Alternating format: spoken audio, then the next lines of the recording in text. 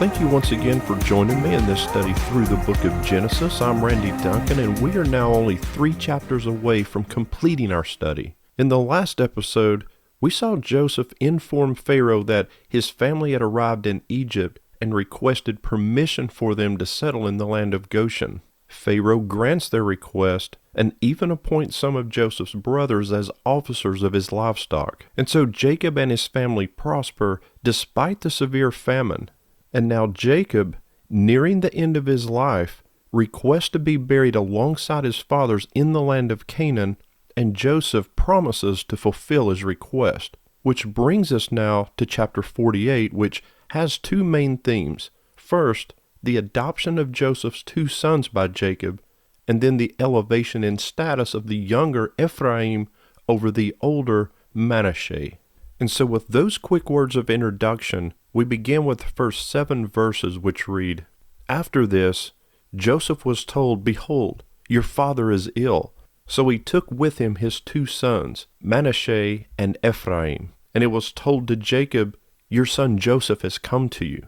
Then Israel summoned his strength and sat up in bed. And Jacob said to Joseph, 'God Almighty appeared to me at Luz in the land of Canaan and blessed me, and said to me, Behold, I will make you fruitful and multiply you, and I will make of you a company of peoples, and will give this land to your offspring after you for an everlasting possession. And now your 2 sons, who were born to you in the land of Egypt before I came to you in Egypt, are mine. Ephraim and Manasseh shall be mine, as Reuben and Simeon are.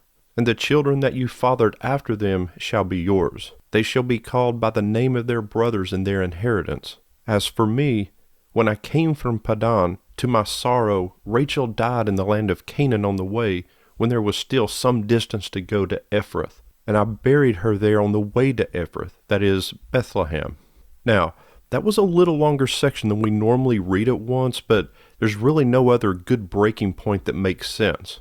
But what we see is that Jacob is near death now, and his impending death requires him to settle his affairs. But Joseph is alerted that his father Jacob is ill, which, by the way, is the first reference to illness in the Bible. But Joseph takes his 2 sons, Manasseh and Ephraim, to see Jacob. Manasseh is the older, Ephraim is the younger, and Joseph is looking for Jacob to bless them. And to just give you a sort of a mental picture here, these 2 boys are around 20 years old at this time. But it tells us that Jacob, or Israel, summoned his strength and sat up in his bed. Again, he's very weak and he's frail. He's on his deathbed at this time.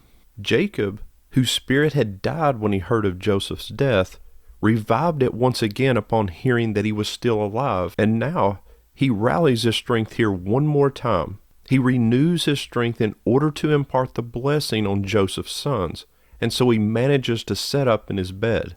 And Jacob says to Joseph, "God Almighty appeared to me at Luz in the land of Canaan and blessed me." Now Luz is the original name for Bethel, which, if you remember, is where Jacob had a divine revelation from God when he returned from Padan Aram. His name was changed to Israel, and the promises made to Abraham and Isaac were reiterated. And Jacob now paraphrases those divine promises in order to establish the legal basis for what he is about to do. Since he is the heir to those blessings, he has the right to decide who will be a part of the people who will be included in the community of people who will be known as Israel. Because only the one who received a divine blessing can impart it to others. And since Joseph never received this particular blessing, even he cannot bless his sons with tribal territory in the promised land. But Jacob continues by reminding Joseph that God blessed him and told him, "I will make of you a company of peoples and will give this land to your offspring after you for an everlasting possession." Now, this everlasting possession is the promised land, the land of Israel, and only God can give an everlasting possession. I mean, even Pharaoh's gift of allowing the family to settle in Goshen, it was only transitory. It was temporary. And so after this quick summary by Jacob, he then says to Joseph, "And now your 2 sons, who were born to you in the land of Egypt before I came to you in Egypt, are mine. Ephraim and Manasseh shall be mine, as Reuben and Simeon are." In other words, Jacob is telling Joseph that he is officially adopting his two sons, Ephraim and Manasseh. And in doing so, he is elevating them to full membership in the tribal league. Out of his 52 grandchildren, he is choosing Joseph's two sons. And through this adoption, Ephraim and Manasseh will be as Jacob's sons rather than his grandsons. They will share in the inheritance along with Jacob's other sons. And through his two sons, Joseph in a way ends up receiving a double portion of the inheritance. Remember, Jacob had 12 sons who became the 12 tribes of Israel. However, neither Joseph nor Levi were given their own lands. Joseph's two sons here, Ephraim and Manasseh, are adopted by Jacob and given their own lands. And Levi, who would become the tribe of priests, needed no land. I also want to point out something that's very subtle here. At the beginning of the chapter, it says Joseph brought his two sons, Manasseh and Ephraim, to see Jacob. It lists them in the order of their birth, with Manasseh being the older. However, when Jacob tells Joseph that he will adopt the two boys, he says, Ephraim and Manasseh shall be mine. He reverses their order, naming Ephraim first. Now, you might think this is no big deal, and for a brief moment you may be correct. But this is no accident by Jacob, and is a hint of what's about to happen. Jacob also tells Joseph that although Ephraim and Manasseh will be reckoned as his, any future children of Joseph's will be counted as Joseph's. Jacob then recounts the death of his beloved Rachel, who is Joseph's mother. Now there are a couple of different interpretations as to why Jacob even mentions this. First, some feel it's a justification by Jacob for troubling Joseph to have him buried in the cave of Machpelah when he hadn't even done the same for Rachel. And so they view this as Jacob explaining his reasons to Joseph, explaining to him that while he was traveling, Rachel suddenly died while giving birth to his brother Benjamin. And because he was still a long way off, he was unable to take her body to the family tomb. But others feel as though, look, it's only natural for Jacob, while he's on his deathbed, to recall his beloved wife who had died so young, and for whom he had endured so much. Also, it may be because she had died so young and she was deprived of the opportunity to have more children, that her two grandchildren are adopted by Jacob as sort of a substitute for those children death robbed her of. But we continue with verses 8 through 13. When Israel saw Joseph's sons, he said, "Who are these?" And Joseph said to his father, "These are my sons, whom God has given me here." And he said, "Bring them to me, please, that I may bless them." Now the eyes of Israel were dim with age, so that he could not see. And so Joseph brought them near him, and he kissed them and embraced them. And Israel said to Joseph, "I never expected to see your face, and behold, God has let me see your offspring also." Then Joseph removed them from his knees, and he bowed himself with his face to the earth. And Joseph took them both, Ephraim in his right hand toward Israel's left hand, and Manasseh in his left hand toward Israel's right hand, and brought them near him. So Joseph brings his sons to Jacob, and Jacob says, "Whose sons are these?" Now, some people think that he said this because his eyesight was failing. And they argue this because in verse 10 it says that Israel's eyes were dim with age and he couldn't see well. However, Jacob has lived in Egypt now for 17 years, and it's highly unlikely that he doesn't know or he's never met Joseph's two sons. After all, he's the one proposing to adopt both of them. And so what more modern scholarship argues is that his question as to who the two boys are is more likely a part of the adoption ritual. It's simply a legal ritual whereby he is identifying them. It's similar to the question asked at a child's baptism, like, what name is given to this child? Or at a wedding, who gives this woman to this man? Neither of those questions are asked in ignorance by the member of the clergy. They're asked in order to officially establish the true identity of the candidates as part of the process. And likewise, Jacob here is going through the legal adoptive process by establishing the names of the two boys. But Joseph brings him close to Jacob, who kisses and embraces them. And he says to Joseph, "I never expected to see your face again, but God has allowed me to not only see you again, but to see your children as well." He recognizes that these children are a gift from God. Both Jacob and Joseph are blessed through these two boys. Joseph is blessed after all the years of his affliction, and Jacob after losing all hope of ever even seeing Joseph again. Joseph then bows himself before Jacob. Ironically, this is exactly opposite of the dreams Joseph had as a young teenager when he dreamed his father would bow before him. And it's also ironic that the one who is virtually equal to Pharaoh, the number 2 person in all of Egypt, humbles himself before Jacob, the patriarch who mediates God's promises. Joseph may be the second most powerful man in Egypt, but he never loses respect for his father. And we continue with verses 14 through 16, which read, "And Israel stretched out his right hand and laid it on the head of Ephraim, who was the younger, and his left hand on the head of Manasseh, crossing his hands, for Manasseh was the firstborn. And he blessed Joseph and said, The God before whom my fathers Abraham and Isaac walked, the God who has been my shepherd all my life long to this day, the angel who has redeemed me from all evil, bless the boys. And in them let my name be carried on, and the name of my fathers Abraham and Isaac, and let them grow into a multitude in the midst of the earth." And so we saw that Joseph positions the two boys in front of Jacob in such a way as to ensure Jacob's right hand, the symbol of power and action, will naturally rest on Manasseh, the firstborn. Incidentally, in English, the word left derives from an Anglo-Saxon word lift, which means useless or weak. But when offering a blessing, the father would place his right hand on the older child and his left on the younger child. The placing of the right hand upon the head established physical contact between the parties of the blessing. The high importance this has for Joseph is conveyed by the precision of the language here, which sees the repeated use of the terms right and left 7 times in verses 13 and 17. And so what we see is that even though Joseph positioned the boys such that Manasseh would receive the blessing of the older, Jacob reaches out and crosses his arms, placing his right hand upon Ephraim and his left hand upon Manasseh. Jacob may be old and losing his sight, but he is not losing his insight. And ironically, the older, frail, and partially blind Jacob shows an insight into the future that his clear-sighted and sometimes clairvoyant son Joseph is denied.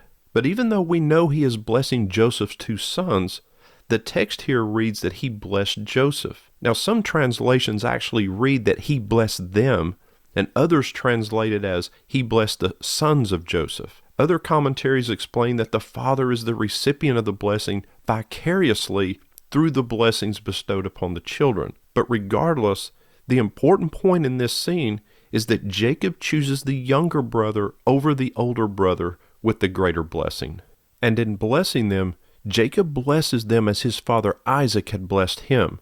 He mentions God's blessing on him in Egypt and allowing him to once again see his beloved Joseph, and then switches to the blessings that the 2 boys will receive when they return to the Promised Land. Ephraim and Manasseh become part of the covenant family, but God's promises to Abraham and Isaac were certain because they walked before God. For their heirs to experience the promised blessings, they too must walk before God. And we see in the history of Israel that when they failed to walk before God, they were punished. Jacob also says, "May they be called by my name and the names of my fathers," meaning, may they be reckoned among the tribes of Israel and as part of the family that are heirs to the promises and blessings God granted to Abraham, Isaac, and Jacob. Jacob felt it was more important for the 2 boys to be counted and named among the tribes of Israel than to be numbered among the princes of Egypt. And finally, Jacob says, "Let them grow into a multitude in the midst of the earth." And we see that is exactly what happens. These 2 tribes grow exceedingly in number. We know this based on the 2 censuses taken during the wilderness wanderings, but also we see that in Moses' farewell address that he mentions the, quote, myriads of Ephraim and the, quote, thousands of Manasseh. And this huge population actually posed a special problem for Joshua in the allotment of tribal territories that we read about in the book of Joshua. In fact, we see that Ephraim becomes the more powerful and more influential of the two tribes, so much so that the name of Ephraim eventually became synonymous with the entire kingdom of Israel. And this phenomenon is traced back to this blessing from Jacob. And so how does Joseph respond to all of this? We're told in verses 17 through 20, which tell us, when Joseph saw that his father laid his right hand on the head of Ephraim, it displeased him, and he took his father's hand to move it from Ephraim's hand to Manasseh's head. And Joseph said to his father, "Not this way, my father. Since this one is the firstborn, put your right hand on his head." But his father refused and said, "I know, my son, I know. He also shall become a people, and he also shall be great. Nevertheless, his younger brother shall be greater than he, and his offspring shall become a multitude of nations." So we blessed them that day, saying, "By you Israel will pronounce blessing, saying, God make you as Ephraim and as Manasseh." Thus he put Ephraim before Manasseh. And so the answer to the question of how Joseph responded was not good. It says he was displeased as he tries to correct Jacob. Now the word translated as displeased here literally means it was evil in his eyes. Joseph thought that it was wrong to ignore the rule of blessing the firstborn. He's acting sort of like Abraham when Abraham was so reluctant to give another son the rights over his firstborn. Joseph may also be fearful that Jacob is now making the same mistake that he did in favoring the younger Joseph, which led to his brother's jealousy and hatred of him. And he doesn't want Jacob to repeat that mistake by favoring another younger brother. And you also get the sense that he is blaming Jacob's error on his poor eyesight because he tries to correct him, as if Jacob is making a mistake because he simply can't see them well enough.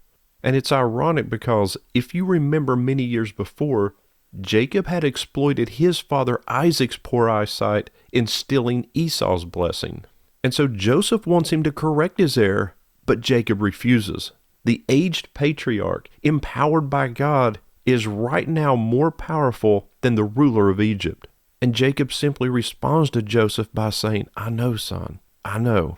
In other words, I know who the older son is, and I also know why you placed him before me in the positions you did, and I know what I'm doing.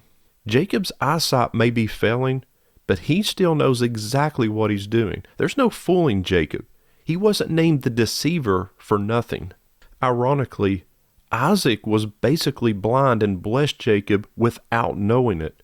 But Jacob here, although his eyesight is failing, he knows full well and deliberately blesses the younger. You know, we're very familiar with the passage in Isaiah 55 where God declares, "For my thoughts are not your thoughts, neither are your ways my ways." And God simply overrides human social convention at times. I mean, there are several examples of this, such as Cain and Abel, Isaac and Ishmael, Jacob and Esau, and even Joseph over all of his older brothers. We also see God choose the future King David over his older brothers. But before we think about criticizing Joseph too much here, are we much different? I mean, how often do we thrust before God our own Manasseh? We want God to bless what we have in mind. We have some favorite idea or plan or scheme that we're wanting God to bless. But then he suddenly brings about circumstances that change all of those plans. Those plans are shot down. And we begin to wonder and ask if God even hears our prayers. Is he listening to what it is that we want?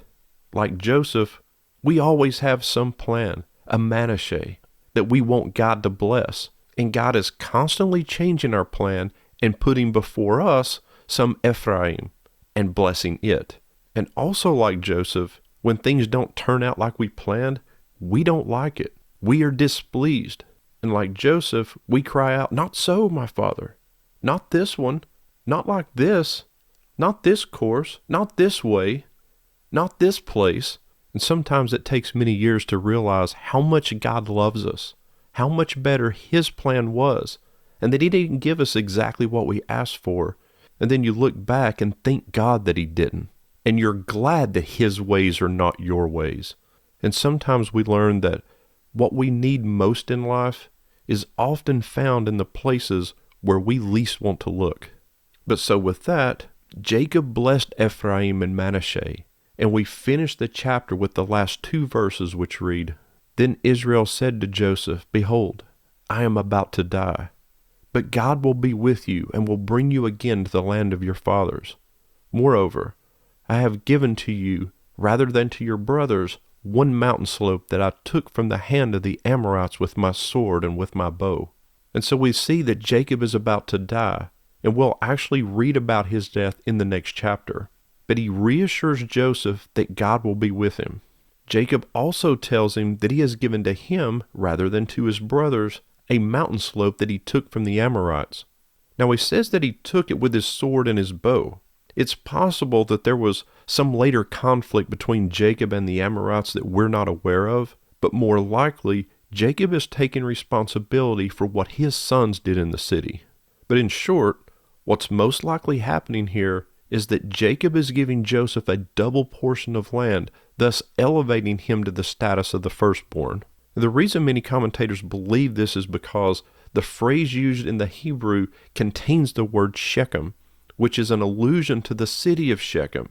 And if you remember, this is where 2 of Jacob's sons, Simeon and Levi, raided and massacred the men of the city over the rape of their sister.